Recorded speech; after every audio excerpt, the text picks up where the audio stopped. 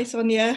Hi, how are you? Hi. So we are recording our interview for The Art of Isolation for our latest exhibition, and I've got some pre-prepared questions to ask you. So I'm going to kick off with the first one, which is the big one. Why do you make art? Oh, that's a good question, isn't it? I've always been involved in the arts one way or another. I started in dance a long time ago. And for me, art is just one big thing. It's just one thing. I went on to do performances, the backdrops to the performances, stage sets, sculptures. I've done pretty much. I've covered a lot in the arts. Large scale, small scale, but then I specialize in this type of art, as mainly geometric abstraction with vivid colors. It's just a way of thinking. For me, doing art is like breathing. It's just something that comes naturally, and I need to do it. Sure. No. And I guess, well, the next question, I think it kind of comes on quite nicely from that, is what do you like most about being an artist, being a creative person? I guess the lifestyle, the way of thinking that goes with it, and the community as well. Meeting artists who often are very different and work very differently to the way I do. Um, yeah, I guess the community, meeting like-minded people, open-minded people very often. It's just really interesting. It's always interesting. Yeah. And what are your biggest inspirations in your work? And I'm supposed to kind of ask and why. Um, Um, I was fascinated by Leonardo da Vinci from an early age, and I also became a social scientist later on. So I guess what that has in common is science. And for me, art and science have a lot in common. They overlap in many ways. Um, because doing art and doing science involves a lot of research, a process of understanding what we're working on in detail, and then generating maybe some sort of theory um, that all leads to an outcome, to an end result. But it's the process that's more important, really. sure. Um, and well, this is a big one. This feels like a real interview question, actually, more like a job interview question. Where do you see yourself in 5 years' time, art-wise, as an artist and a creative? Where do you think you might be? Oh, I don't really have goals in terms of art. I just follow my own ideas and intuitions. But I guess I'll just keep going the path I'm on, which is international exhibitions and art fairs. Um, um, Working with galleries abroad. I've just joined a gallery in Russia, which could be a completely new experience. And I'll be having an online exhibition with a Chinese gallery as well. So I seem to be going further away from Europe and the UK, which is where I was usually working. So who knows in 5 years, and also having joined the collective now, 27 artists working together and helping each other to make progress. That could be very interesting as well. So there's no way of saying what will happen in 5 years, but I'll just follow the path I'm on now. I'm going to slip my own question in there, if that's all right. So, Sure. we're all really having this new virtual world to display our work in. Do you think that's opened up some new opportunities for you? Well, I think so, because obviously with lockdown, everything in the arts went online.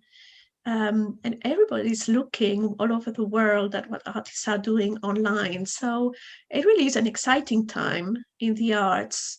There's more opportunity to connect with other artists, with collectors, curators, galleries, and museums. So it is a really exciting time for sure.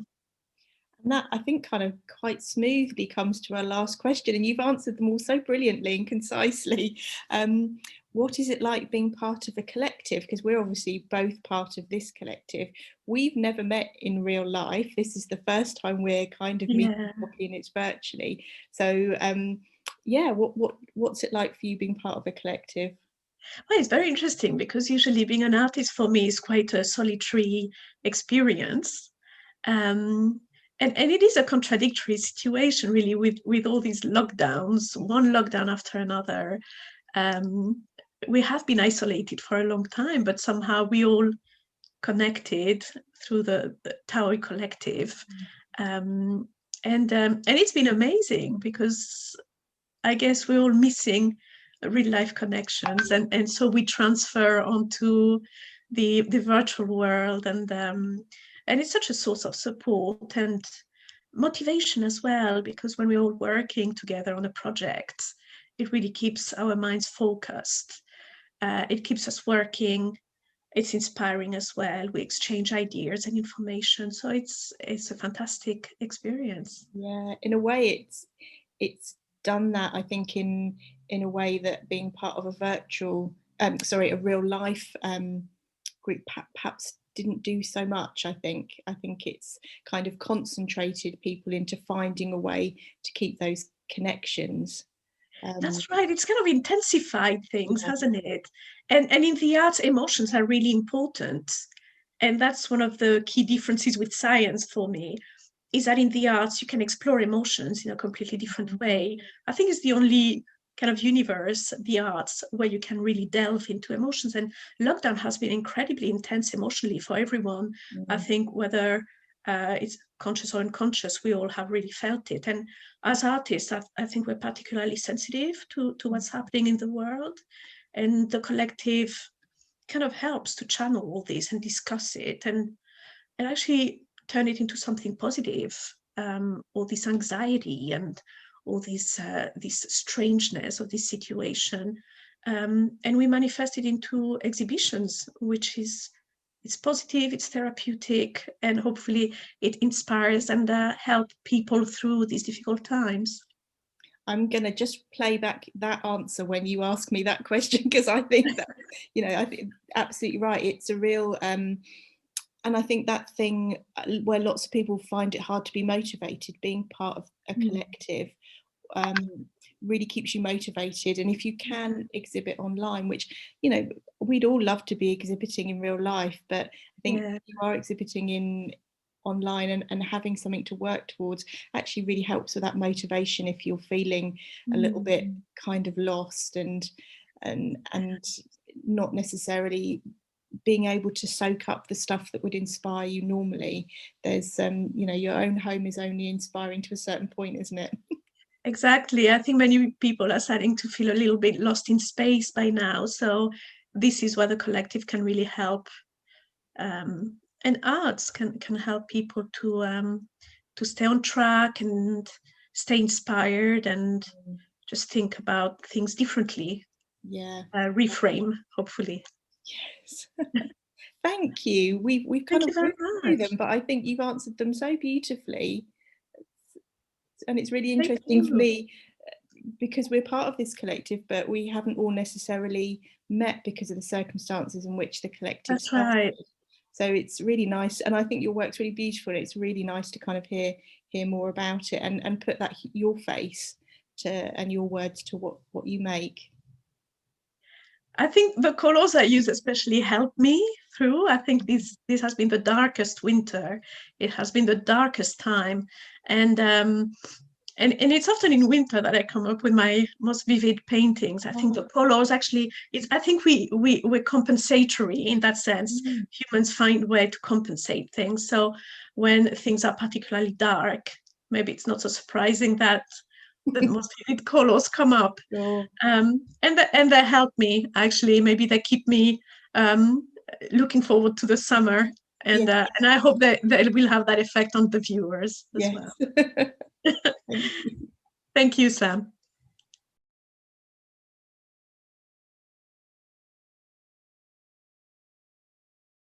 Hello, hi. My name is Sonia Achoura. I'll be interviewing Samantha English today. She's an artist, part of Taoi Collective. Um, So first of all, hi, Samantha. Hi. So we're both part of this art collective, which is a brand new venture with Adam Lucy. Um, so would you like to tell us, first of all, why do you make art? Well, I see. I always find that quite a weird question for me because I consider myself to be a maker, and I think that's because I make in 3D. So I make small sculptures, and I also make and work in metal. And when I went back to uni a few years ago, it was on a craft course. So we always kind of refer to ourselves as makers. So it always kind of feels quite weird for me to think of myself as an artist. Um, but I guess I make because I kind of I've always made something, you know. Before I was making seriously and working seriously, you know, I would paint furniture, make birthday presents, make cards, do evening classes, always needing to do something and produce something. So I'm not sure why. I think I have a fairly creative-ish family, although nobody is a professional maker or artist. So I think I kind of make it because I'm not sure what I would do if I didn't. It just feels like I need to produce something. I need to work with those materials and learn how new techniques. And I think that's something with metalwork that keeps me wanting to make stuff, because I think, oh, now I can learn to do this, or I'm learning to raise silver at the moment into bowl shapes. So there's always something new, and there's always new tools to buy, which is quite a good incentive. But I just think it's an inherent need, really, to create. um, yeah, I'm not sure if I can be any deeper than that, but I think that's really all it is. I don't know what I would do if I couldn't create stuff. And what do you like most about being an artist? Oh gosh, do you know, I think actually I do know what I like most. I think it's when somebody buys or wears or tells me that they like my work or they have it in their home. For me, that's the just such an amazing thing. And I think that's easier with my jewelry, because obviously they're choosing to wear it, and I find that amazing. Something that I've created from an idea somewhere, and I've developed it, and you know, I've produced this thing, and somebody likes the look of it and the concept about it, and they want to wear it, or they want to have one of my memory vessels in their home. And actually I've had people buy them as heirloom gifts, so buying them for their children, to pass on to their children. And I just find that it stuns me every time. I kind of think, really? That is Really? an amazing thing, isn't it? Yeah. And I think that's it. But yes, also it's great to be part of a community of makers and artists, to be around other people who express themselves in the same way. So um, and to kind of be in that world of exhibiting and showing your work, it's really exciting for me. I came to making seriously, as an artist and a maker, in my 40s, a bit later on in my life. So for me, it's a completely new landscape. It's a new journey and a new experience. And I've just found it really exciting, very stressful sometimes, but hugely, I don't know, just it kind of fires me up, really. It kind of gives It's me, an adventure, isn't it? yeah, absolutely. And it brings me a huge amount of pleasure. You know, I can set myself up in an exhibition room in a gallery, and it kind of takes my breath away, really, to think that my work is there and people are going to come and see it. And you know, and if people buy it or not actually doesn't really matter. It's such a buzz, I find. It's yeah, and something that I kind of wish I'd done in my earlier life. So it's even more kind of precious to me now, as you know, I'm kind of a bit older. And what are your biggest inspirations and why? Um, I really think it's the people that I meet in the community of making and other artists, and particularly I went back to uni a few years ago to do my MA in jewellery. I actually ended up just making metal sculpture. I didn't present jewellery in the end, but it was everybody I met. My tutors were really inspiring. My colleagues on my course who had all different kind of backgrounds and disciplines: textiles, ceramics, glass, product design. I found it absolutely fascinating and inspiring, and lots of them had long histories of making and were multidisciplined. So for me, I think, I mean, yes, I'm inspired when I go to a gallery. Yes, I'm inspired by famous artists, but actually, it's very much that being around people who make, and the conversations that you have around making with other people. I think for me, that's what I find the most inspiring, and to see people, take a flat sheet of metal or some thread and create something amazing. I really think they're the people that inspire me the most. And could you tell us, where do you see yourself in 5 years art-wise? It's a funny question at the moment, isn't it? Because I graduated in at the end of 2019, kind of expecting a different world than we're in now. So, I guess I hope to continue to exhibit. I hope in the not too distant future that's actual exhibitions rather than virtual ones.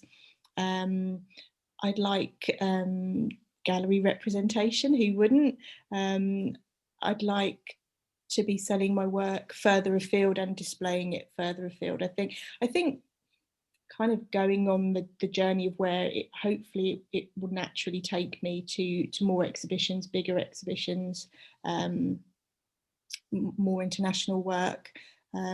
My jewellery, I'm just happy when people buy it. I think it would be nice to sell perhaps that further afield, but yeah, it's a hard one, isn't it? Because it feels, I think the expectations that I had finishing my MA are very different now because of the world that we live in.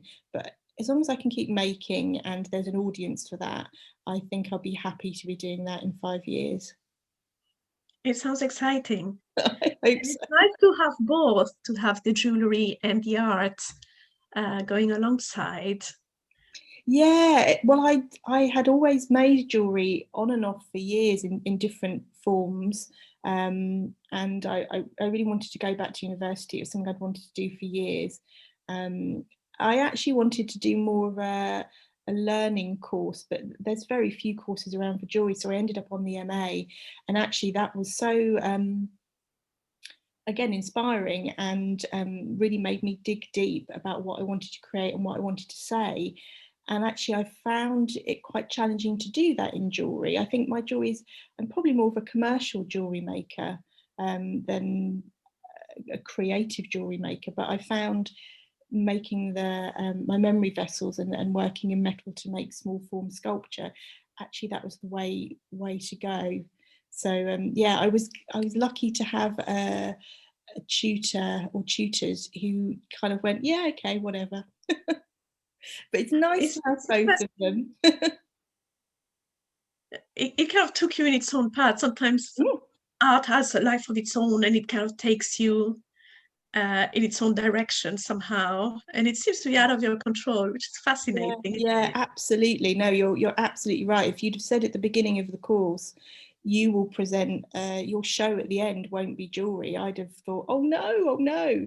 But actually, it was completely the right thing for me to do. And what is it like being part of the collective for you?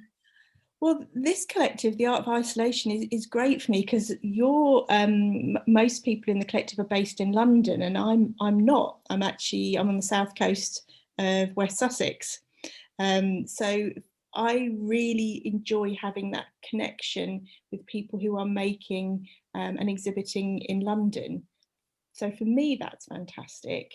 Um, but also, I think what I learned very much on my course, because I'd been making completely solitary before that, was that having a group of like-minded people to support you is incredibly helpful and invigorating, and it gives you confidence.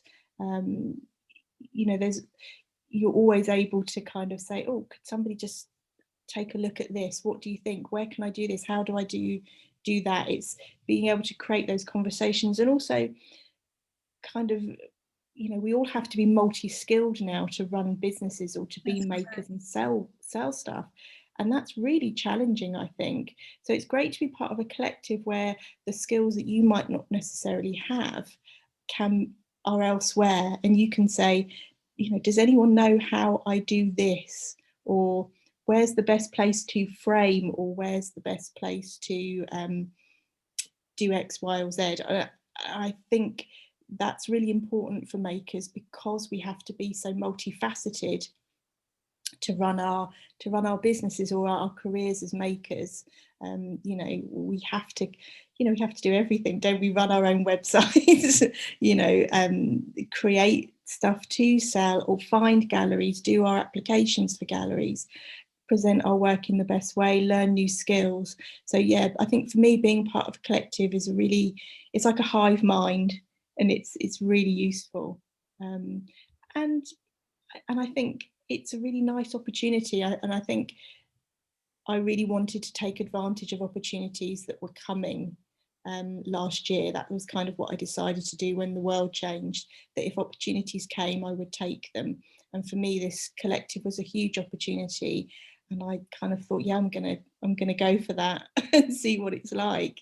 But yeah, I think it's, for some makers or artists, it won't be the right thing, but actually I think for many it will be really helpful to be part of a collective, and I really enjoy being part of this one. Exactly. Well, likewise. I mean, it's like having access to an encyclopedia of knowledge. It keeps you on track, and it helps with all the different aspects. So incredibly useful. So we're coming to the end of the interview. Okay. Thanks so much, Sam. Thank you. And best of luck with it. Thank you. Oh, and we should tell everybody that they can find our latest exhibition online if they go to the Art of Isolation website. That's right. Not to be missed, a brand new exhibition. It's quite a stunning experience in 3D, so not to be missed for sure. Thanks, Sonia. Bye.